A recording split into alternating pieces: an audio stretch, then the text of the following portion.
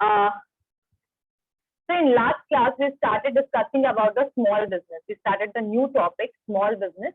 अब small business में basically हम लोगों ने कुछ टॉपिक्स कंप्लीट किए थे और कुछ टॉपिक्स अभी बाकी हैं, तो हम पहले आज स्मॉल बिजनेस को कंप्लीट कर लेंगे and after completion of this topic अभी एक इसमें स्ट्रैटेजी बाकी है, स्मॉल बिजनेस स्ट्रैटेजी बाकी है, तो उसको हम नेक्स्ट क्लास में कंप्लीट करेंगे। बाकी इकोनॉमी के लिए क्यों जरूरी है बेसिकली आपका स्मॉल बिजनेस, अभी कुछ टाइप्स जो हैं आई गेस कैटेगरी में भी अभी बाकी हैं, फंक्शंस क्या है स्मॉल बिजनेस का, ठीक है, और क्या क्या एडवांटेजेस एंड डिसएडवांटेजेस है स्मॉल बिजनेस का एंटरप्रेन्योर के लिए। So we are going to complete all these topics today. So, ma'am, a small business is the business which required investment of not more than 1 crore and which operate in less capital investment, less number of labor and fewer machine to operate. Okay, good. Anyone else who wants to tell me about what is the meaning of small business? कोई मुझे और बताना चाहेगा what is the meaning of small business?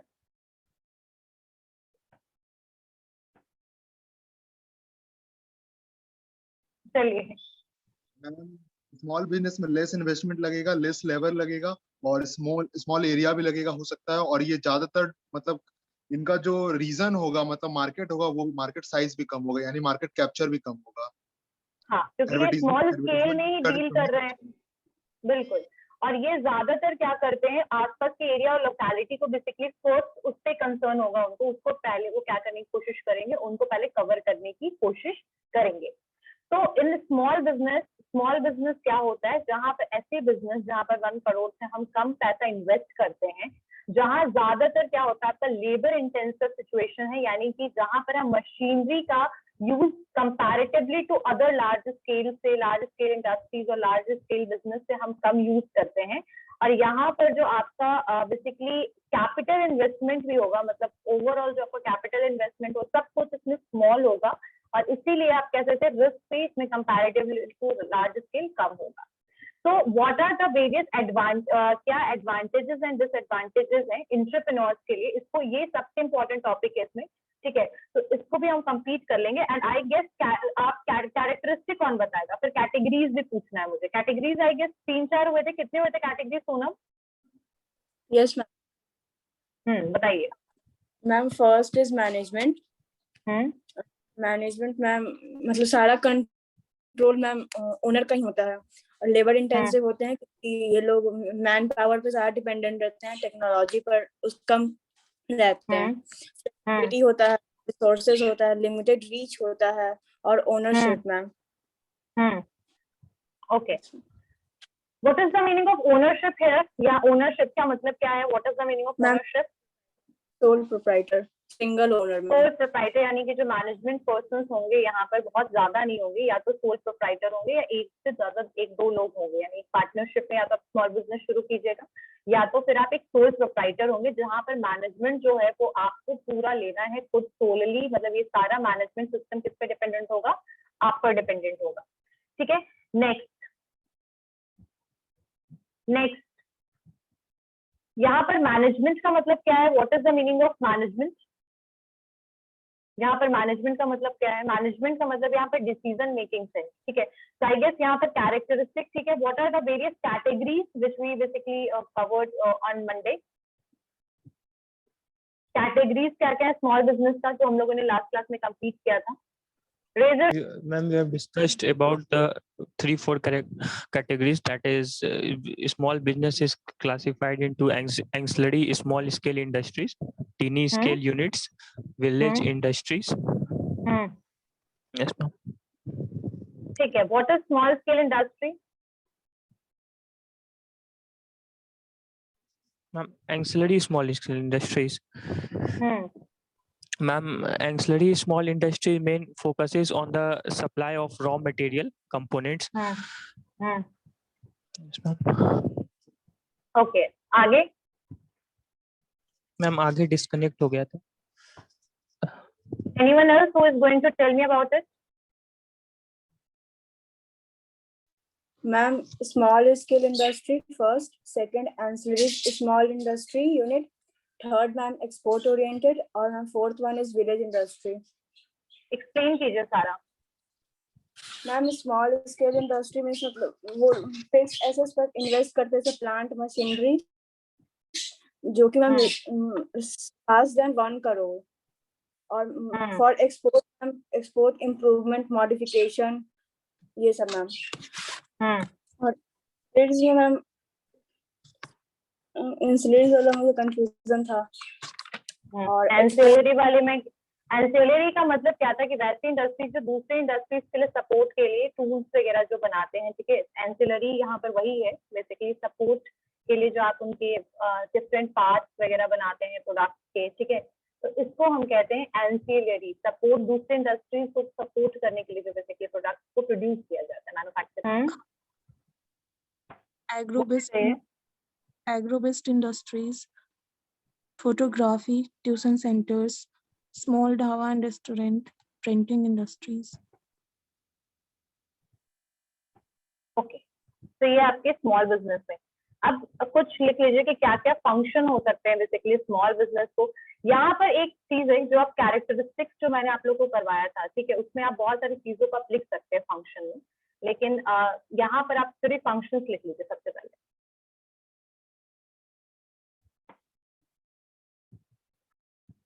Managing a small business. What are the various functions for managing a small business? What are the various functions for managing a small business?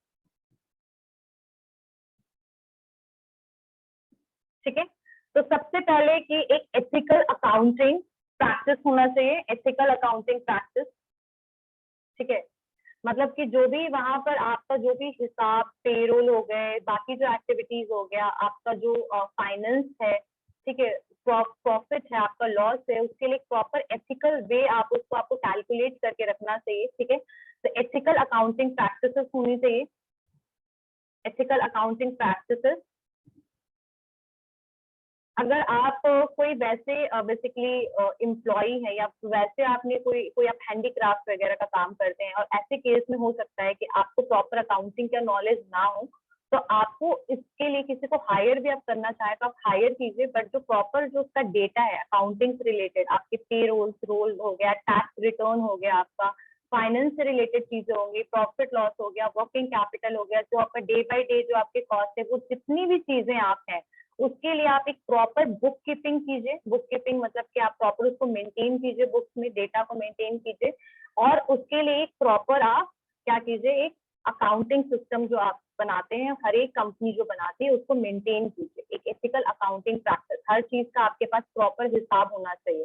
Finally आपका assets और जो आपकी liabilities है proper balance sheet match करना चाहिए आपका।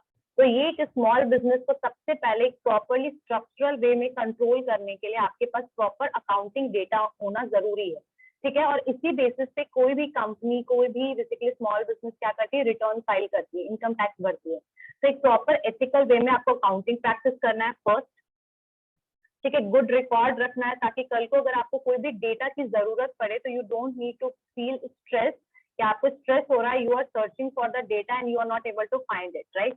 तो इसके लिए प्रॉपर डॉक्यूमेंटेशन एंड अकाउंटिंग की जरूरत पड़ती है। Second human resource,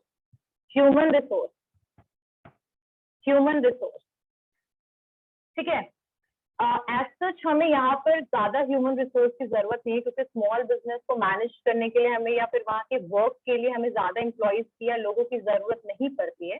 but the small जो बिजनेस ओनर्स हैं वो कई बार फेस करते हैं ह्यूमन रिसोर्स से रिलेटेड प्रॉब्लम, जैसे एम्प्लॉय से रिलेटेड प्रॉब्लम। तो ऐसे केस में आपको एक प्रॉपर वर्क फोर्स टीम होना जरूरी है, जो इफिशिएंट हो अपने काम में, प्रोडक्टिव हो अपने काम में, ठीक है, और एक्सपर्टाइज हो। अगर मान लीजिए for example if you are dealing in a that kind of business, जैसे आप पेंटिंग्स भी बना रहे हो या फिर अगर आप कोई आइडल्स बना रहे हो, मतलब एक रूरल एरियाज एक स्मॉल बिजनेस के हिसाब से बोल रहे हो, या फिर क्लोथ्स बना रहे हो, आप हैंडलूम है, आप क्लोथ्स वगैरह थोड़ा बहुत बना रहे हो, तो उसको नॉलेज होना चाहिए उस पर्टिकुलर पर्सन को कि वो इफिशिएंटली उस काम को हैंडल कर पाए।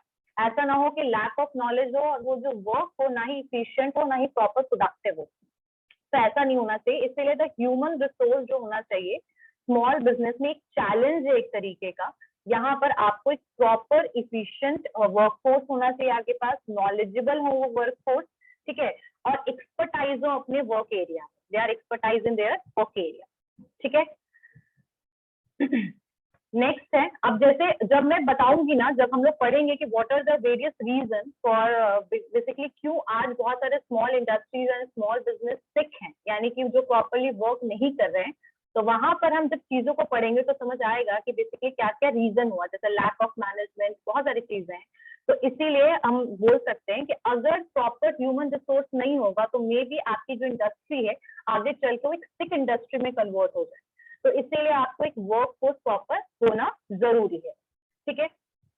नेक्स्ट, ऐसा भी नहीं होना चाहिए कि एम्प्लॉइज को आप वेकेशन और टाइम ना दें, आप एम्प्लॉइज को टाइमली वेकेशन दें, उनको छुट्टियां हो, हॉलीडेज हो, प्रॉपर टाइम हो, ताकि वो अपने आप को रिफ्रेश कर सके और वापस से मोटिवेट हो सके अपने वर्क के लिए। और तभी क्या होगा कि आपका वर्क जो है विदाउट स्ट्रेस एम्प्लॉइज उसके लिए काम करेंगे, वो वर्क इफिशिएंट होगा। तो यहाँ पर पहला यही है।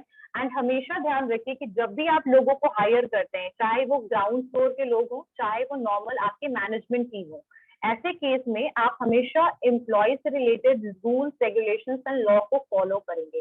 Like how many vacations are basically जो लिखा गया है आपके एम्प्लॉयज के लिए, लेबर फोर्स के लिए, जो आपके बेसिकली लॉज बनाए गए हैं गवर्नमेंट के द्वारा, उसको आपको फॉलो करना पड़ेगा। तो ये है आपका पहला जो था, that is of ethical accounting practice. And second जो है दैट इज आपका प्रॉपर ह्यूमन रिसोर्सेज या फिर availability of human resource, proper human resource जो होने चाहिए, प्रेजेंट होने चाहिए, ठीक है। लेबर लॉज का बिल्कुल ध्यान रखते हुए आप स्मॉल बिजनेस को रेगुलेट कीजिए। Next is related with the facility management. Next one is related with the facility management. देखो बहुत सारे जो बिजनेस होते हैं, मतलब मोस्ट ऑफ द बिजनेस जो है वो कहीं प्रॉपरली कहीं सिचुएटेड होंगे। बहुत सारे स्मॉल बिजनेस आपके हिली एरियाज में है, बहुत सारे आपके कोस्टल्स में, कोस्टल प्लेन के पास है, बहुत सारे प्लेन के पास है। तो the areas are basically different और वहां पे फैसिलिटीज एंड रिसोर्सेज की अवेलेबिलिटी भी बिल्कुल डिफरेंट होती है, हर एक एरिया वैरी करेगा, ठीक है।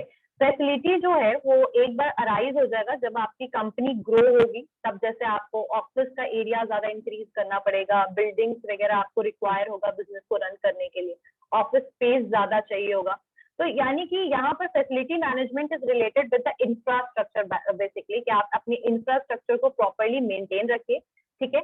आप जैसे कंपनी में जो बिल्डिंग्स, अगर आपकी बिजनेस एक्सपैंड हो रहा है तो आप बिल्डिंग्स अगर चाहे तो परचेज करना चाहे तो परचेज कीजिए, लेकिन प्रॉपर मैनेजमेंट होना चाहिए related with the ongoing maintenance होना चाहिए, बिल्डिंग्स का क्लीनलीनेस होना चाहिए प्रॉपर, वहां पर और भी कोई भी रिक्वायरमेंट्स हो, जैसे फ्रंट ऑफिस के लिए कुछ मशीन, कुछ टूल्स चाहिए तो वो प्रॉपरली हो। यानी कि infrastructure should be there in your small business, whatever you are running, there should be a proper infrastructure. ऐसा ना हो कि आपने एक ही छोटे से बिल्डिंग में सब लोगों को बुला लिया, इट विल बेसिकली क्या करेगा, वो एक रश जैसा एटमोस्फेयर क्रिएट करेगा। तो आपका जो मेन मोटिव है स्मॉल बिजनेस को चलाने का, वो कभी फुलफिल ही नहीं हो पाएगा। So the infrastructure should be proper, like every facility should be there, ठीक है। नेक्स्ट ठीक है, नेक्स्ट आप लिखिए इंफॉर्मेशन टेक्नोलॉजी। मतलब अभी के टाइम पे जो स्मॉल बिजनेस ज्यादातर रन हो रही है वो आईटी को कहीं ना कहीं यूज कर रही है, information technology. Even the book keeping work, accounting work and other inventory management हो गया, स्टॉक रिलेटेड हो गया, सप्लाई रिलेटेड हो गया, रॉ मटेरियल, सब कुछ आपके आजकल मेंटेन करने के लिए we are using information and technology. तो टेक्नोलॉजी जो है बेसिकली वो हर एक ऑर्गेनाइजेशन के लिए रिक्वायर्ड है। तो आप कोशिश कीजिए कि आप टेक्नोलॉजी को प्रॉपर यूज कीजिए, और अगर आपके पास कम एम्प्लॉयज हैं जो टेक्नोलॉजिकल नॉलेजेबल है या उनको अपग्रेडेशन का नॉलेज है, तो ऐसा है कि नहीं है उस तरीके के एम्प्लॉयज अगर प्रेजेंट नहीं है, मतलब जो बेसिकली आपके वर्क आईटी वर्क को संभाल सके, तो ऐसे केस में आप एम्प्लॉयज हायर कीजिए, और कभी जरूरत पड़े तो you can outsource the facility as well, यानी कि आप इस जो रिस्पॉन्सिबिलिटी जो है वो किसी और को भी दे सकते हैं। तो फर्स्ट जो है वो अकाउंटिंग, एथिकल अकाउंटिंग प्रैक्टिस होना चाहिए। सेकंड प्रॉपर ह्यूमन रिसोर्स होना चाहिए, मतलब ह्यूमन रिसोर्स को मैनेज करना, किस तरीके से उनको रिक्रूट करना है उनके बारे में। थर्ड जो था, थर्ड क्या था अंकित?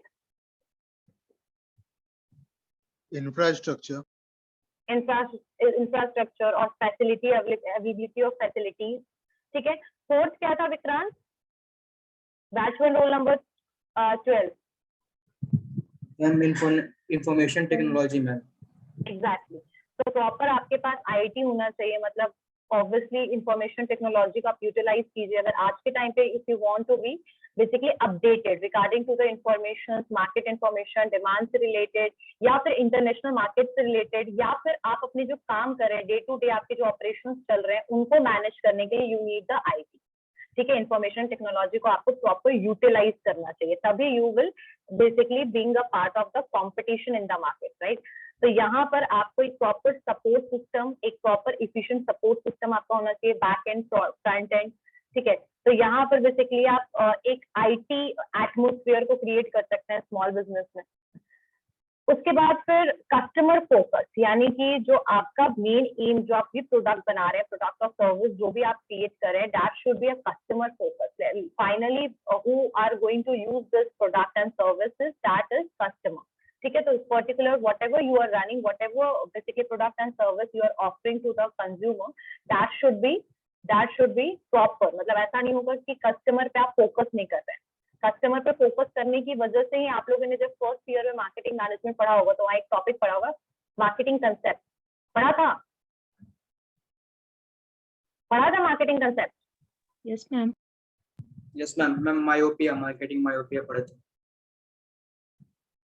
वो प्रोडक्शन एंड प्रोडक्ट कंसेप्ट को कहते थे। चलिए उस तक हम नहीं पहुंचते हैं, लेकिन बस यही है कि कस्टमर को फोकस करने के लिए मार्केटिंग कंसेप्ट को लाया गया है, बिकॉज हमारे लिए सबसे customer is the king of the market, right. तो वही चीज है कि कस्टमर्स जो हैं उनको मतलब बिल्स देते हैं, इसी से हमारी सैलरी है, कस्टमर को ही हमें प्रॉपर जाके प्रोडक्ट सेल करना है। अगर कस्टमर ने हमारे प्रोडक्ट को नहीं खरीदा तो finally we are not going to successful in the market, right. तो overall your whole business is dependent on the customer. तो कस्टमर्स की नीड क्या है, हमेशा इसके बारे में आप सर्च करते रहिए, research and development programs organise कीजिए, कैंपेन प्रोग्राम कीजिए, sales promotion technique, discount technique, जो भी चीजें हो जो आपके कस्टमर्स को अट्रैक्ट करे, इन्फ्लुएंस करे, वो सारी चीजें आप कर सकते हैं। ठीक है, और आजकल तो आप कस्टमर को इन्फ्लुएंस करने के लिए you can also sell your product by the online media. तो दीज आर द थिंग्स कि यहाँ पर आप बेसिकली कस्टमर फोकस रह सकते हैं। तो ये आपके कुछ, और एक चीज और है कि अगर आप स्मॉल बिजनेस में इन्वॉल्व है तो you can also use the social media, जो मैं भी बता ही रही थी आपको ऑनलाइन के बारे में। तो यहाँ पर अभी जो फिलहाल का जो सिनेरियो है, देखो ये मैं एक बोल सकते हैं ना कि अभी जो स्मॉल बिजनेस हो, चाहे मैं ये बताती हूँ एक सोल प्रोप्राइटर हो, everyone is using the basically social media. तो यहाँ पर अब स्मॉल बिजनेस जो है उसको अगर आप चला रहे हैं तो आप क्या कर सकते हैं, you can use the social media for the advertisement and for the promotion of your business, right. तो यहाँ पर ये जो जितने भी फंक्शंस थे, ये जितने भी आपके फंक्शंस हैं कि किस तरीके से आप स्मॉल बिजनेस को मैनेज कर सकते हैं एंड किस तरीके से आप स्मॉल बिजनेस को सक्सेसफुल बना सकते हैं, बेसिकली यहाँ पर कुछ पॉइंट्स हैं that is also related with the success of the small business. तो ये सारी चीजें आपकी थी फंक्शंस में। ठीक है, अब स्मॉल बिजनेस का showing each and every product online, मतलब हर प्रोडक्ट को वो ऑनलाइन शो कर रही थी। Why she was showing such product like this? Why she is showing this product in this manner? Because the people जो लोग हैं जो सोशल मीडिया यूज करे, खासकर फेसबुक एंड ऑल, इंस्टा वगैरह, जो खासकर बहुत ज्यादा टाइम इसी चीज पे बेसिकली इन्वेस्ट करते हैं, the people nowadays basically investing in this. So whatever you want to say, you can easily use the social media, internet marketing के थ्रू। आप अगर आप वर्चुअल भी आपके अगर बेसिकली शॉप है, वर्चुअल मतलब कि जो शॉप आपके फिजिकली प्रेजेंट नहीं है और आप ऑनलाइन ही सब कुछ सेल करो, दैट इज ऑल्सो यूजफुल। तो मैं तो कहूँगी बिल्कुल कि आप यूज कर सकते हो इंटरनेट, सोशल मीडिया का यूज कीजिए। फेस सबसे एंसेलरी हो गया आपका, ठीक है। फिर आपके एक्सपोर्ट ओरिएंटेड यूनिट्स भी हो गया था Sonam. Yes ma'am. Export oriented units हो गया था आपका। तो नेक्स्ट लिखिए small scale industries owned by women. Categories में ही कंटिन्यू करवा रही हूँ। Small scale industries owned by women,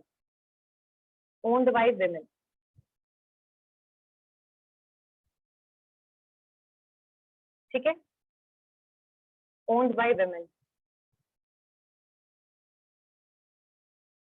इसमें लिखिए कि ऑब्वियसली जो वुमेन एंटरप्रेन्योर है, यानी कि जो लेडी है, जो बेसिकली वुमेन जो है, जो बेसिकली बिजनेस को चला रही है, ऑपरेट कर रही है, जो पूरा मैनेज कर रही है, अगर कोई एंटरप्राइज को ऑपरेट किया जाता है वुमेन के द्वारा, नाम से पता लग रहा है वुमेन एंटरप्रेन्योर के द्वारा, और उसमें मतलब अकेले जो उसका जो मिनिमम कैपिटल जो है उसमें उसका 51% है, यानी अगर कोई पर्टिकुलर कंपनी जिसमें उसका शेयर 51% है किसी पर्टिकुलर लेडी का, तो वो क्या होगी, basically small scale industry owned by women के कैटेगरी में आएगी।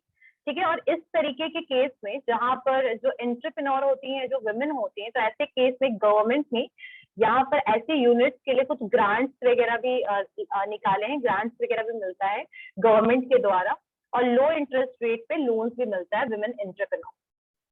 तो यहाँ पे small scale industries owned by women, that is also the part of category of small business. कुछ है आपके tiny industrial unit. Next is tiny industrial unit. Next is tiny industrial unit. Tiny industrial unit. Tiny industrial unit में लिखिए कि it is an industrial, it is an industrial और a company, it is an industrial or a company whose expenditure, it is an industrial or a company whose expenditure on machinery and plants, does not exceed 25 lakh. 25 lakh. It is an industrial or a company whose expenditure on machinery, मतलब ये उस तरीके की industries हैं जहां पर industries के plants and machinery में 25 लाख रुपए से ज्यादा खर्च नहीं होते, तो इनको हम कहते हैं टाइनी इंडस्ट्रियल यूनिट। ये भी स्मॉल बिजनेस के अंदर में आएगा, कैटेगरी में आएगा। Tiny industrial unit, it is an industrial, ये इंडस्ट्रियल और a company whose expenditure on machinery and plants, does not exceed 25 lakh. 25 lakh, ठीक है, यानी 25 लाख रुपए से ज्यादा इनके प्लांट एंड मशीनरी में इन्वेस्ट नहीं होता है, तो इसको टाइनी इंडस्ट्रियल यूनिट कहते हैं। That is comes under the category of small business. And आगे बढ़ते हैं next type of category. Next type of category में लिखिए small scale service and business, small scale service and business, small scale service and business, small scale service and business,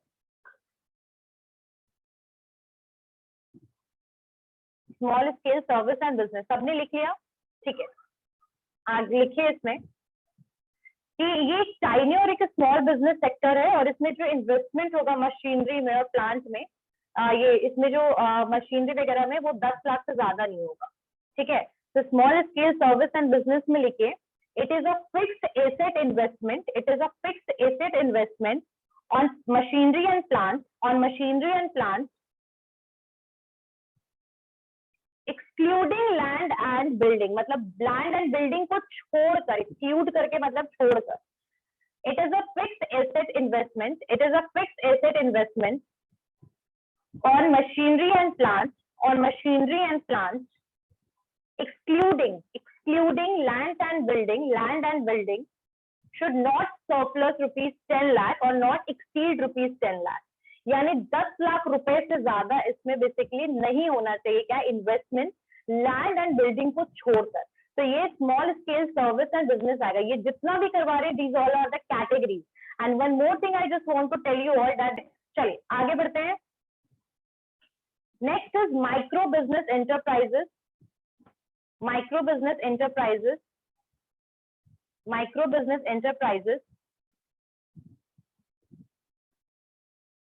ठीक है, इसमें micro business enterprises में जो amount होगा, इसको बस एक लाइन में लिख लीजिए। प्लांट एंड मशीनरी का जो अमाउंट होगा, जो मशीनरी में हम इन्वेस्ट करेंगे, वो 1 लाख रुपए से ज्यादा नहीं होगा, मतलब 1 लाख रुपए से ज्यादा नहीं होगा माइक्रो बिजनेस एंटरप्राइजेस में। माइक्रो बिजनेस एंटरप्राइजेस में 1 लाख रुपीज से प्लांट और मशीनरी में इससे ज्यादा नहीं लगाया जाएगा, इन्वेस्ट नहीं किया जाएगा। ठीक है, माइक्रो बिजनेस एंटरप्राइजेस में लिख लीजिए एक स्मॉल बिजनेस सेक्टर है ये, और इसमें जो प्लांट एंड मशीनरी है उसमें 1 लाख रुपए से ज्यादा इन्वेस्टमेंट नहीं होगा, not more than 1 lakh rupees.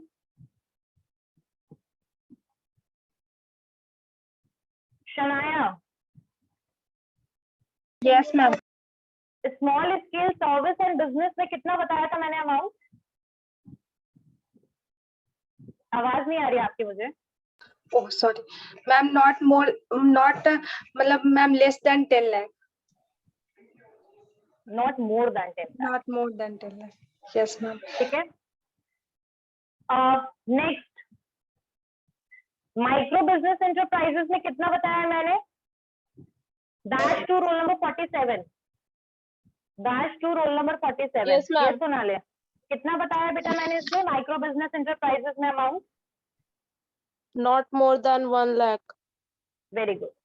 ठीक है, तो यहाँ पर बस इन्वेस्टमेंट अमाउंट को याद रखिएगा। नेक्स्ट है आपका विलेज इंडस्ट्रीज। विलेज इंडस्ट्रीज क्या होते हैं? वैसे इंडस्ट्रीज जो बेसिकली रूरल एरियाज में लोकेटेड है एंड मैन्युफैक्चर हो रहा है प्रोडक्ट एंड सर्विस विथ और विदाउट यूटिलाइजेशन ऑफ पावर। मतलब ऐसे इंडस्ट्रीज है जहां पर मतलब पावर का यूटिलाइजेशन है भी और नहीं भी, तो ऐसे इंडस्ट्रीज को हम कहते हैं विलेज इंडस्ट्रीज। मतलब मेजरली एक नॉर्मल टर्म में याद कीजिएगा तो बेसिकली विलेज एरियाज में जो बेसिकली लोकेटेड है आपके इंडस्ट्रीज।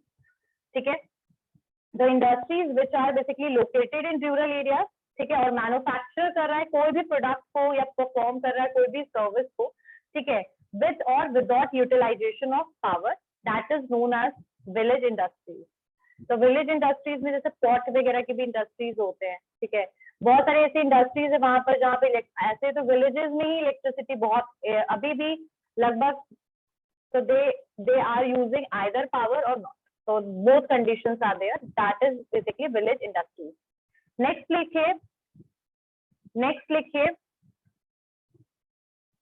लिखिए कॉटेज इंडस्ट्रीज। कॉटेज इंडस्ट्रीज ये सारे आपके कैटेगरीज में cottage industries. Cottage industries, cottage industries को हम ट्रेडिशनल और रूरल इंडस्ट्रीज भी कहते हैं, ट्रेडिशनल और रूरल इंडस्ट्रीज। ठीक है, इसमें कोई इंडस्ट्री में कोई मतलब not covered by the capital investment criteria आज तक कुछ इसमें भी नहीं है, जैसे आपके विलेज इंडस्ट्रीज में कुछ भी नहीं है, उसी तरीके से कॉटेज इंडस्ट्रीज में भी आपका कोई कैपिटल का लिमिट और ये सब कुछ डिसाइडेड नहीं। ठीक है, जैसे माइक्रो बिजनेस में भी आपका था, ठीक है, लेकिन इसमें एज सच कोई भी कैपिटल का कोई क्राइटेरिया नहीं है, और इन इंडस्ट्रीज को हम रूरल इंडस्ट्रीज कहते हैं। और कॉटेज इंडस्ट्रीज में कुछ खास बातें हैं, उसको आप ध्यान दीजिएगा कि इस तरीके के जो इंडस्ट्रीज होते हैं ज्यादातर वो एक सिंगल पर्सन के द्वारा ही चलाए जाते हैं, ठीक है, प्राइवेट रिसोर्सेज के थ्रू। और इसमें कई बार क्या होता है ना कि फैमिली को ही एज अ लेबर यूज किया जाता है, यानी फैमिली बिजनेस कैसा होता है कि 4-5 लोग मिल करके उसको चला रहे हैं, तो यहाँ पर कई बार फैमिली लेबर्स को ही यूज किया जाता है, या फिर आपको अगर फैमिली में लोग कम पड़ते हैं तो आप लोकल एरियाज में मतलब आसपास के एरिया से ही किसी लोगों को क्या कर लेते हैं, बुला लेते हैं। नेक्स्ट आपका जो जैगरी इंडस्ट्री को मैंने इसलिए बोला, देखिए जैगरी जो बनता है अगर नॉर्मली हम देखें तो इसमें भी डिफरेंट लेवल्स होता है, जैसे बहुत लोग लोकल लेवल पे बनाते हैं, बहुत सारे इंडस्ट्रीज है जो जैगरी बनाते हैं, कुछ एरियाज में आज भी हैं कि लोग इन्वॉल्व है इसमें, but 100% that is not comes under the cottage industry. Next is कि यहाँ पर बहुत सिंपल सा इंस्ट्रूमेंट यूज होता है, मतलब कॉटेज इंडस्ट्रीज में बहुत ट्रेडिशनल टूल्स का बहुत ज्यादा यूटिलाइजेशन है, यहाँ पर आपके मशीनरीज वगैरह का यूटिलाइजेशन नहीं है, लेबर आपके घर के ही है, होल पर्सन ही होता है जो सब कुछ मैनेज करता है। और साथ साथ एक और चीज कि ये जो होती है ना बेसिकली ट्रेडिशनल बेस्ड बिजनेस होती है, यानी कि जो आपके यहाँ पर खानदान से लोग नहीं होते कि करते चले आ रहे हैं, like they are basically earlier the your, मतलब जो आपके एंसेस्ट्रल्स हैं यानी कि जो आपके पूर्वज हैं वो आपके इसमें इन्वॉल्व थे, और जो वो काम कर रहे आ रहे थे, बिजनेस करते चले जा रहे थे, वही आप भी बिजनेस को क्या कर रहे हो, चलाए चल रहे हो। तो कॉटेज इंडस्ट्रीज में कह सकते हैं कि एक फैमिली बिजनेस जो आपका चल रहा है वो भी इसमें इन्वॉल्व हो जाता है। ठीक है, और स्मॉल कैपिटल इन्वेस्टमेंट की जरूरत होगी अगर आप मतलब बेसिकली स्मॉल स्केल, इसमें मतलब सारे कॉटेज इंडस्ट्रीज वो नहीं होंगे जो पहले से चले आ रहे हैं फैमिली के, बट जो है वो कह सकते हैं। अगर कोई फैमिली में मतलब कोई बिजनेस शुरू कर रहा है आपके गांव के एरियाज में, कोई बिजनेस को शुरू कर रहा है और अपने लोगों को यूज कर रहा है, तो that comes under the cottage industry. बहुत स्मॉल सा आप पैसा लगाओगे, बहुत सिंपल टूल यूज करोगे और इस इंडस्ट्री को चलाओगे। ठीक है, और यहाँ पर आपके हाई यूटिलाइजेशन ऑफ टेक्नोलॉजी या फिर टेक्नोलॉजी का कोई प्रॉपर यूटिलाइजेशन एज सच नहीं है। तो ये सारे जो भी थे, these are the various categories, ये सारे आपके कैटेगरीज है। किस चीज के कैटेगरीज है? आपके स्मॉल बिजनेस के। तो स्मॉल बिजनेस के अंदर में जितने भी कैटेगरीज कराए, किसी को कुछ पूछना है उसमें से? Anyone have any doubt in this? Anyone have any doubt in this?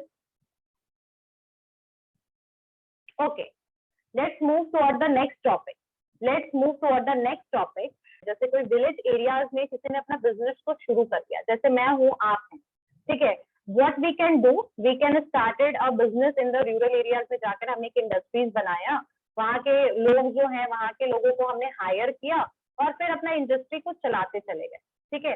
Cottage industries, उसके लिए हमने एक प्रॉपर विलेज इंडस्ट्रीज में हम कई बार एक प्रॉपर स्पेस देखते हैं, बिल्डिंग्स देखते हैं, फिर वहां पर एक इंडस्ट्री को स्टैब्लिश करते हैं और फिर भले वो छोटा सा ही हो, भले वो कम ही रिसोर्स में हमने चीजों को बनाया हो, बट हमारा वो बोल सकते हैं कि कोई भी बाहर से भी लोग आकर के इसको बिजनेस को शुरू करते हैं।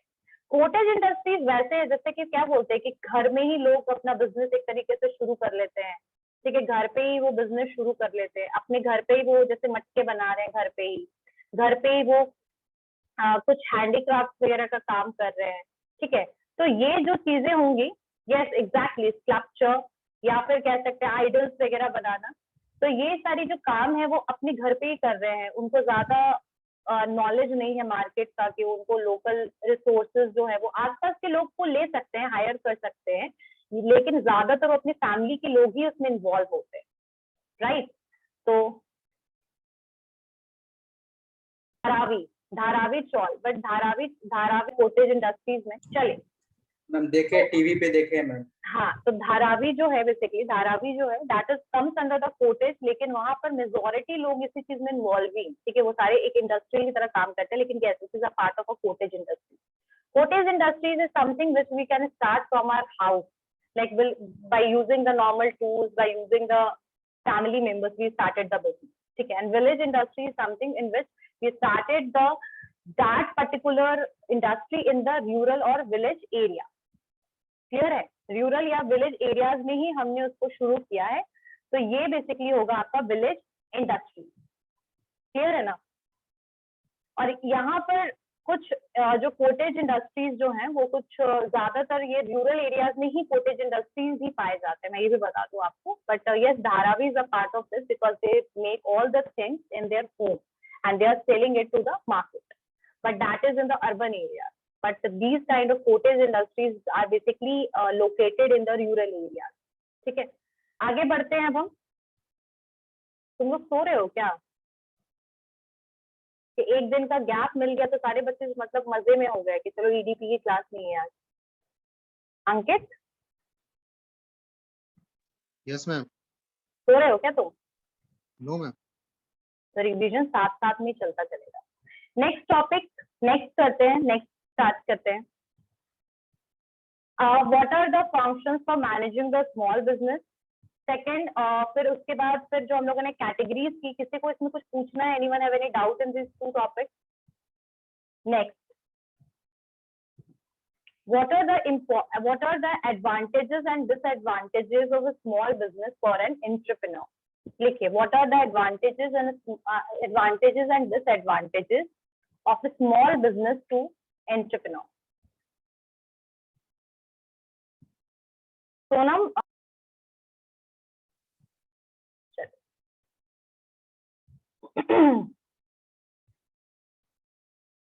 चलिए, क्या क्या एडवांटेजेस हैं एंड डिसएडवांटेजेस हैं. जो एडवांटेजेस हैं, जो नॉर्मल आपके एडवांटेजेस हैं एंटरप्रेन्योर्स के, वही हैं लगभग. जैसे इंडिपेंडेंस है, एंटरप्रेन्योर्स जो होते हैं वो अपने खुद के बॉस होते हैं, और स्मॉल बिजनेस ओनर हैं अगर वो, तो उनके पास राइट है हर चीज. तो ऐसे भी जो एंटरप्रेन्योर होते हैं ज्यादातर वो स्मॉल बिजनेस के साथ ही शुरू करते हैं अपने बिजनेस को, तो they will get the independence जो same as it is. I don't think so, I just need to elaborate it. They will get the freedom, ठीक है, फ्रीडम है उनको. बेसिकली कंपनी को चलाने का हर डिसीजन उनके हाथ में है. नेक्स्ट जो है फाइनेंशियल गेन होगा. सेम वही चीज जो आपके एंटरप्रेन्योर्स के एडवांटेजेस जो उनके बेसिकली होते हैं ना, कैरेक्टरिस्टिक्स वगैरह, वही सारे इसमें होंगे. बट एक एक छोटा छोटा पॉइंट लिख लीजिए. इंडिपेंडेंस है, फाइनेंशियल गेन है, जितना भी पैसा वो कमाएंगे, जितना भी अर्न करेंगे उस पर्टिकुलर फर्म के थ्रू, वो सारा कौन मैनेज करेगा, कौन बेसिकली मैनेज करेगा, मतलब कौन बेसिकली इसका बेनिफिट लेगा, तो वो है एंटरप्रेन्योर, ठीक है। तो फाइनेंशियल गेन होगा उनको। नेक्स्ट है कंट्रोल, तो डेफिनेटली ही और she is able to control the whole small business, ठीक है। सारे वहां पर ऑपरेशंस हो गए, कस्टमर रिस्पॉन्स हो गए, प्रोडक्ट के साथ डील हो गया, प्रोडक्ट का डिमांड देखना हो गया, मार्केट की स्ट्रैटेजी देखनी होगी, सब कुछ they can control. And they मतलब जो एंटरप्रेन्योर्स होते हैं वो ऐसे होते हैं कि they are involve in each and every activity as well, मतलब वो हर एक एक्टिविटी में अपने आप को इन्वॉल्व भी करते हैं। So they are better able to understand each and every one's work, और वो किस तरीके से काम कर रहे हैं वो भी वो देखने की कोशिश करते हैं। तो कंट्रोल हो गया। नेक्स्ट है प्रेस्टीज। ऑब्वियसली अगर आप कोई बिजनेस शुरू करते हैं तो आप एक बिजनेसमैन का आपको एक टैग मिल जाएगा, आपको एक सोसाइटी में आपका एक नाम होगा कि एक पर्टिकुलर बिजनेस चला रहे हैं, ठीक है। सोशल एक वेलफेयर के लिए आपको लोग क्या करेंगे, आपको लोग रिस्पेक्ट देंगे, आपका नाम होगा, ठीक है। लोग भी, बाकी लोग आपको एज ए इंस्पिरेशन मानेंगे, ठीक है। बाकी एंटरप्रेन्योर्स भी आपके वर्क को देख अट्रैक्ट होंगे और वो कोशिश करेंगे कि वो आपके जैसा मतलब ऑब्वियसली ट्राई करे बनने की, तो लाइक आपको एज ए इंस्पिरेशनल बॉडी वो देखेंगे। तो एक प्रेस्टीज हो गया, एक स्टेटस आपका होगा एक सोसाइटी में। नेक्स्ट है ऑब्वियसली कि आपको ये जो है एंटरप्रेन्योरशिप जो है ये एक बेसिकली जो आपका स्मॉल बिजनेस है एक आपको अपॉर्चुनिटी प्रोवाइड करेगा, ठीक है, कि आप ये कंट्रीब्यूशन कर सके, किसको मतलब सोसाइटी को कंट्रीब्यूट कर सके, ठीक है, और लोकल इकोनॉमी जनरेट कर सके। यानी जहां पर भी आप एज एन एंटरप्रेन्योर जहां भी अपना बिजनेस स्टार्ट करते हैं वहां के लोगों को, लोकल रिसोर्सेज को भी आप यूटिलाइज करें और वहां के लोगों को भी आप क्या दें, जॉब फैसिलिटी प्रोवाइड करें, तो वहां की लोकल इकोनॉमी को आप इंक्रीज करें। इसीलिए स्मॉल बिजनेस को बैकवर्ड एरियाज या फिर आपके डिफिकल्ट एरियाज में स्टैब्लिश करने के लिए गवर्नमेंट जो है वो अलग से ग्रांट और सब्सिडी देती है। This is the reason that वहां की इकोनॉमी कहीं ना कहीं बूस्ट होती है, हर एक रीजनल एरियाज में क्या होगा, बूस्ट हो। अब नेक्स्ट है आगे करते हैं। नेक्स्ट डिसएडवांटेजेस क्या है, what are the various disadvantages of small business ownership. मतलब एंटरप्रेन्योर्स को क्या क्या ऐसे डिसएडवांटेजेस फेस करने पड़ सकते हैं जब वो बेसिकली कोई स्मॉल बिजनेस को चलाते हैं।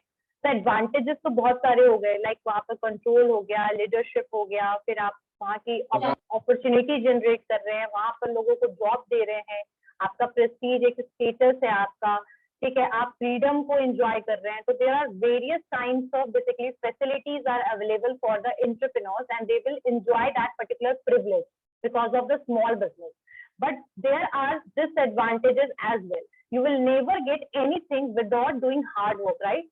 कोई भी आज के टाइम पे कोई भी एंटरप्रेन्योर हो, कोई भी या फिर कोई पर्सन हो या आप लोग स्टूडेंट हो, तो फिर आप लोग को भी मैं एज एग्जांपल लेके देखूं, सेम चीज जो है वो हर जगह पे अप्लाई होता है कि आपके यहाँ पर कुछ डिसएडवांटेजेस भी हैं एंटरप्रेन्योर्स को, और वो क्या है, बीइंग अ सोल पर्सन और being a sole manager of that particular, मतलब manager of the that small business, मतलब मैं एंटरप्रेन्योर के लिए कह रही हूँ, तो वो पूरा मैनेज कर रहा है चीजों को, बट उसके कुछ डिसएडवांटेजेस भी इस चीज के क्या है। पहली चीज टाइम कमिटमेंट, यानी कि you have to give a lot of time to develop that small business, started from the idea से लेके हर जो चीज आपको वहां पर इन्वेस्ट करना पड़ेगा, टाइम देना पड़ेगा, कोई टाइम लिमिट नहीं होगा जैसे नॉर्मल लोगों का होता है, वैसे कोई 9 to 5 की जॉब नहीं होगी आपको यहाँ पर स्टार्टिंग बिगनिंग में। और अगर आपने कुछ एम्प्लॉयज के साथ काम किया, when you started with some employees, you have to मतलब उनकी जो रिस्पॉन्सिबिलिटीज एंड ड्यूटीज है आप दूसरे पे अपनी काम का नहीं देके जा सकते हो कि like I am going and you just need to fulfill all the responsibilities and duties. So you never give all the responsibilities of yours to the employees.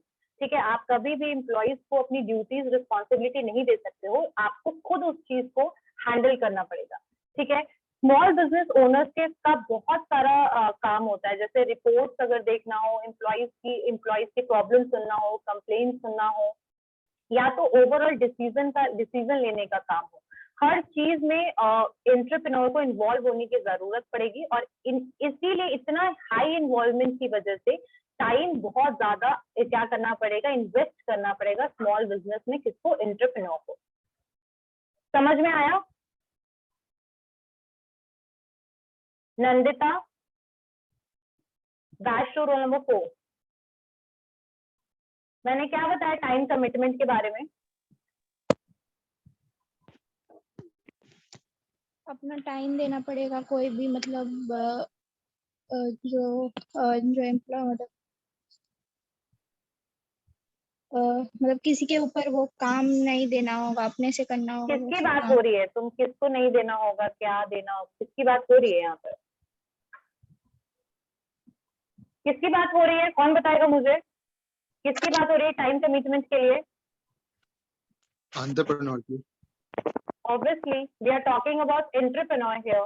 ठीक है, तो जो एंटरप्रेन्योर है बेसिकली वो उनको उनके लिए क्या डिसएडवांटेजेस हो सकता है कि अगर वो स्मॉल बिजनेस स्टार्ट करते हैं?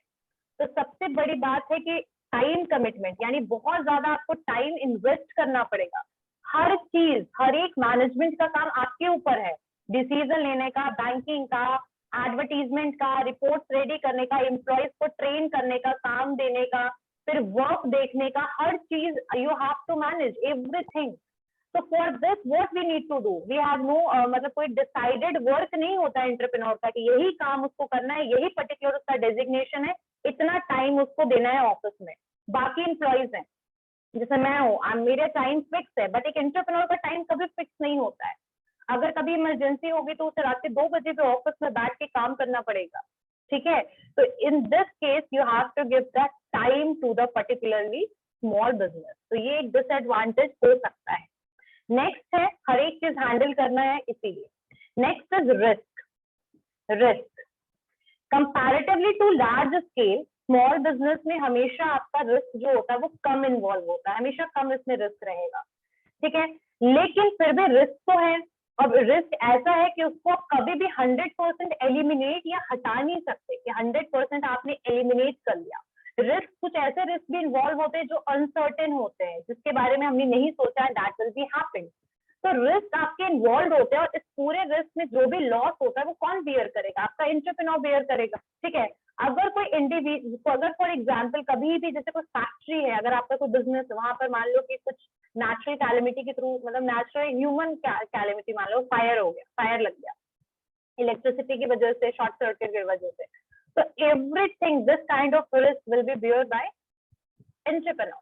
ठीक है, सेकेंड चीज, may be insurance is there but still, but on second चीज कि अगर आपके प्रोडक्ट का डिमांड नहीं है मार्केट में, आपकी सर्विसेज को कोई पसंद नहीं कर रहा, कंपनी डूब गई, तो उसका भी रिस्क कौन बियर करेगा? आपका एंटरप्रेन्योर।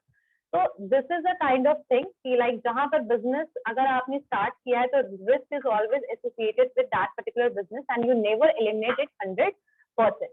ठीक है, तो यहाँ पर फाइनेंशियल रिस्क भी है, जैसे नेचुरल रिस्क भी है, नेचुरल कैलेमिटीज वगैरह से रिलेटेड हो गया। फिर आपके और भी कुछ है, प्रोडक्ट रिलेटेड रिस्क भी है कि प्रोडक्ट डैमेज हो जाना, प्रोडक्ट खराब हो जाना, स्पॉइल हो जाना। ठीक है, प्रोडक्ट रिलेटेड भी रिस्क है। फिर आपके एम्प्लॉयज से रिलेटेड भी रिस्क है कि बीच में कभी कोई एम्प्लॉय चला जाए, ठीक है, कोई डिसएग्रीमेंट हो जाए एम्प्लॉयज के साथ, lack of supply, lack of natural resources. So there are various kinds of risks are associated with the small business. So the entrepreneur has to ready for bearing this risk. So that is also a disadvantages of a small business for an entrepreneur. ठीक है, next is uncertainty. Uncertainty वही चीज हो गया जो मैंने आपको risk में ही इन्वॉल्व करके बता दिया, that uncertainty is something which we can not predict earlier, यानी जिस चीज को हम पहले प्रिडिक्ट नहीं कर सकते हैं उसको हम कहते हैं अनसर्टेनिटी। मतलब जो चीज हमने कभी सोचा ना हो वो हो जाए, जो चीज अनसर्टेन हो, जो पहले से डिसाइडेड ना हो। तो जैसे कई बार बिजनेस स्टार्ट हुआ बट कोई एक्सटर्नल फैक्टर्स आ गया, जैसे कि इन्फ्लेशन आ गया मान लो। ठीक है, जैसे अभी बहुत लोगों ने, पता है आप लोगों को कि कोविड से पहले बहुत सारे स्टार्टअप शुरू हो गए थे लेकिन वो क्लोज हो गए बिकॉज ऑफ द कोविड। ठीक है, तो जैसे पैंडेमिक वो टोटली अनसर्टेन था, एकदम से वो आ गया। ठीक है, वो दूसरे कंट्रीज में स्टार्ट हुआ, China and all other countries में गया, फिर वो इंडिया में आया, बट जिन्होंने 3-4 महीने पहले स्टार्ट किया था बिजनेस वो बिल्कुल क्लोज हो गया। तो लाइक सम टाइम पैंडेमिक सबसे बड़ा इसका एग्जाम्पल है। बट यहाँ पर मैं बात करूंगी किसकी, इकोनॉमी से रिलेटेड चीजों की, एक्सटर्नल फैक्टर से रिलेटेड चीजों की। जैसे कोई जब आपका इन्फ्लेशन आ गया, ठीक है, इन्फ्लेशन आ गया यानी महंगाई बढ़ गई एकदम से, या तो फिर बहुत सारे कॉम्पिटिटर्स जो हैं वो मार्केट में एक साथ एंटर हो गए, बहुत सारे आपके कॉम्पिटिटर्स हैं। ठीक है, या फिर गवर्नमेंट का कुछ रेगुलेशन चेंज हो गया related with the small business. ठीक है, या ये सारी जो चीजें, ये सारी एक्सटर्नल फैक्टर्स हैं that is beyond the control of particular entrepreneur, ये सारे एंटरप्रेन्योर के कंट्रोल से बाहर है। तो ऐसे केसेस में भी क्या हो सकता है, कुछ भी तरीके का लॉस आप फेस कर सकते हैं। ठीक है, नेक्स्ट आपका क्या है, फाइनेंशियल कमिटमेंट। फाइनेंशियल कमिटमेंट, अब यहाँ पर ये डिसएडवांटेजेस कैसे हो गया, because for starting a small business sometimes entrepreneur क्या लेते हैं, लोन लेते हैं, और लोन लेने के बाद if they are not able to pay, in that case it might be possible कि the bank will be take there basically बोल सकते हैं मशीनरीज एंड फिक्स्ड एसेट के थ्रू वो क्या करेंगे, वो सारे पैसे लेने की कोशिश करेंगे। तो फाइनेंशियल कमिटमेंट जहां पर है कि अगर कोई स्मॉल बिजनेस भी स्टार्ट करता है तो उसमें भी आपको कहीं ना कहीं कैपिटल इन्वेस्ट करने की जरूरत पड़ती है, चाहे वो आपने 10 लाख की किया हो, 5-6 लाख किया हो, चाहे वो आपने 1 लाख की किया हो। ठीक है, और इस इनिशियल के लिए कई बार आप अपने पर्सनल सेविंग्स यूज कर लेते हैं, अपने सारे जो भी आपके सिक्योर अमाउंट होते हैं आप वो यूज कर लेते हैं, और इसके साथ साथ आप कई बार अपनी लोन भी ले लेते हैं बैंक से। तो ऐसे केस में अगर आपने बिजनेस शुरू किया है और अगर आपकी बिजनेस नहीं चल पाती है लॉन्ग टर्म में, तो आपको ये सारे पैसे वापस नहीं मिलेंगे और लोन के पैसे आपको गवर्नमेंट को मतलब बैंक को पे भी करना पड़ेगा।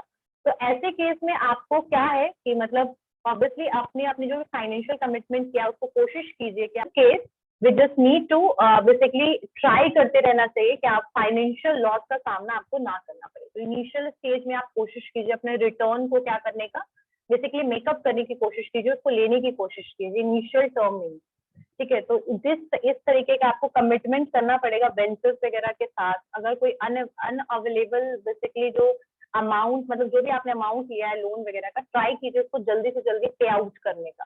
ठीक है, तो एक रिस्की सिचुएशन आता है यहाँ पर, you have to committed toward the finance मतलब financial problems should be there, that is also the problem.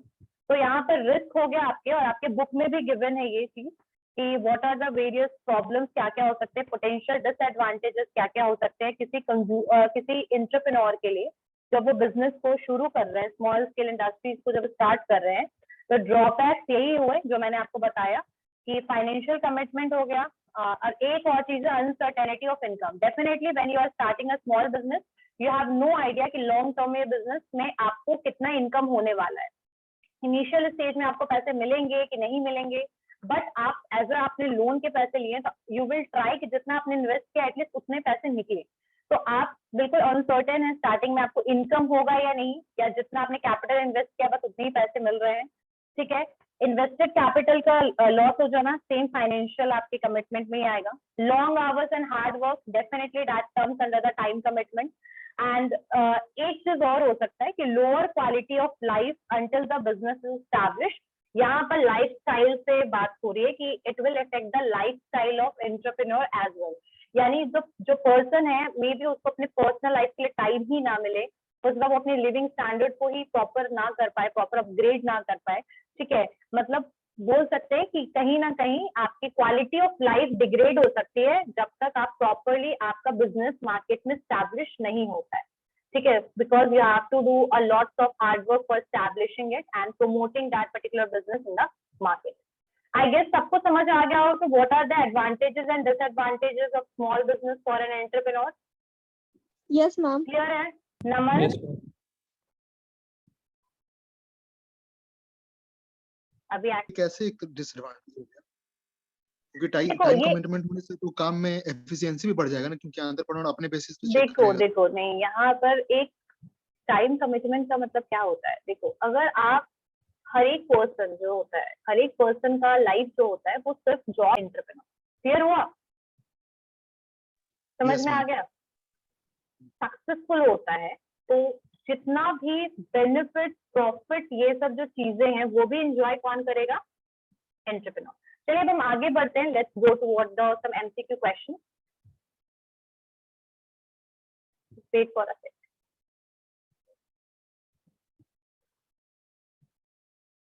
Just wait for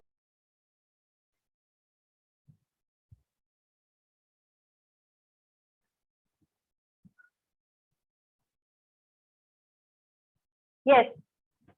Question 1. Who said the term successful innovator are not risk taker?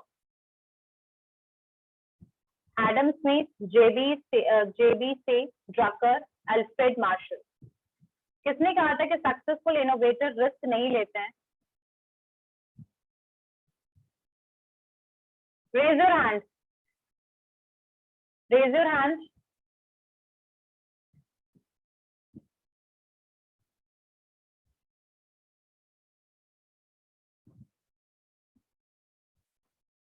Raise your hand.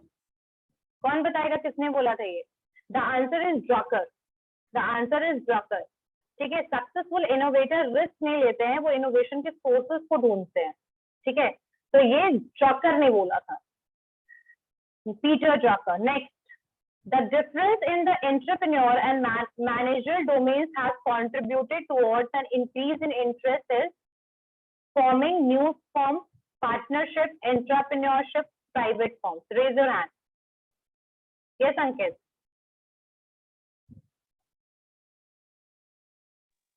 Yes, ma'am. Answer. Forming new firm. Anyone else who want to give answer of this? Anyone else who want to give the answer of this? Raise your hand. Yes, Neeraj. Ma'am, entrepreneurship. Rishant. Rishant. Okay.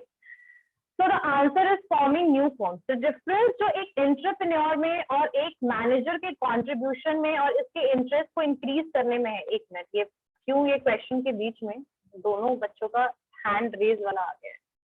ठीक है. So the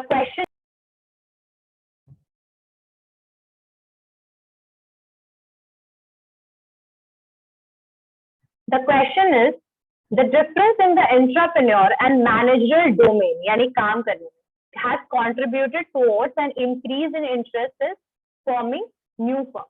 यानी एक managerial जो person है, वो जो काम कर रहा है, उसका जो बेसिकली एक एंटरप्रेन्योर और मैनेजर का जो डोमेन है और वो इंक्रीज करता है इंटरेस्ट को. यानी पर्सन अगर मैनेजर भी और अगर वो इंटरेस्ट देखना चाहेगा तो किस चीज में देखना चाहेगा? एक फर्म को क्रिएट करने में.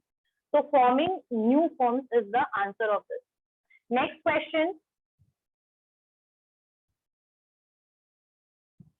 Which one among the following is considered as one of the important economic factors which determine entrepreneurial growth? Yes. What is the answer? Which one among the following is considered as one of the important economic factors which determine entrepreneurial growth? Yes, Sambhav. Ma'am, option A, government. Next, Samiksha. Ma'am, option C. Vikram. Ma'am, B, ma'am. B. Ma'am, politics, B. Ragini. A. Rishant. Ma'am, C, market. Exactly, the answer is C. कौन सा ऐसा basically factor है जो entrepreneurial growth को basically उनके growth को देखता है? तो दैट इज मार्केट. ठीक है. एंटरप्रेन्योरियल ग्रोथ को डिटरमाइन करने के लिए जो इकोनॉमिक फैक्टर मार्केट में यूज होता है, दैट इज मार्केट. ठीक है. The term ADP refers to, क्या है एडीपी? पूरा सब्जेक्ट का नाम ही है. यस संभव. Entrepreneur Development Program. Shipra. C, ma'am. Ma'am, A. Next, Ankit. C, ma'am. Next, Sonam. A. Ma'am, B. Ma'am, Ma'am, B, ma'am. Entrepreneur Development Program. Answer is A, Entrepreneurship Development Program. Next, Dash is an apex institute in area of entrepreneurship, small business development under the Ministry of Micro, Small and Medium Enterprises, Government of India. कौन होगा इन चारों में से? Yes, Vikram. D. Next, anyone else? Sonam. Ma'am, D. D. Sonam, क्या है full form NISBUD का?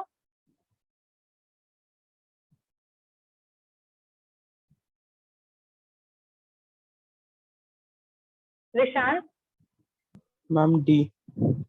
क्या है इसका फुल फॉर्म क्या है NISBOG का? Ma'am national institute of entrepreneurship cum skill development. Ankit ma'am yes ma'am. कैस कौन बता रहा था मुझे आंसर बताओ? National institute of entrepreneurship and small business development. Exactly NIES। Small business, हाँ स्मॉल बिजनेस भूल गए थे Prashant. Next question, it's okay. Next, Dash has helped to set up 12 state-level exclusive entrepreneurship development centers and institutes. Yes, Sonam? Ankit? A ma'am. Anyone else who want to give the answer of this? Shipra? Ma'am, A. Exactly, the answer is A, Entrepreneurship Development Institute of India. Next question. Which of the following shows the process of creating something new? Dash, business model, modeling, creative flexibility, innovation. Yes, Sonam? Ankit? Innovation ma'am, D। Sambhav? Innovation, ma'am. D. Vikram? D ma'am. Okay. Batch 2, roll number 34. Ma'am, D. Batch 1, roll number 8. Ma'am, innovation. Very good. The answer is innovation. So we'll meet in next class. Okay. Monday को मिलते हैं, ठीक है?